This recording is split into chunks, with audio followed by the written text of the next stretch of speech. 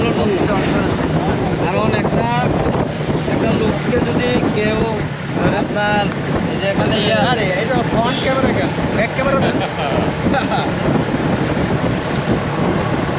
তো এইখানে না না না ওই জন্যই তো উনি বলুক এইখান থেকে হচ্ছে হলো যে রাত মানে সন্ধ্যা 6টার পর ওইখান থেকে কাউকে ওখানে বেরোতে দেবে না। বর্তমানে আপনার যে অবস্থা চলছে এখানে মনে করেন মিডিয়াররা ভোটার কার্ডরা ভয় পাইতেছে যে যদি কাউকে এখানে গুম করে ফেলে, যদি কাউকে বন্দি করে টাকা পয়সা চায়, ওটার জন্য আর কি 6টার ভিতরে ওখান থেকে চলে আসাটাই ভালো।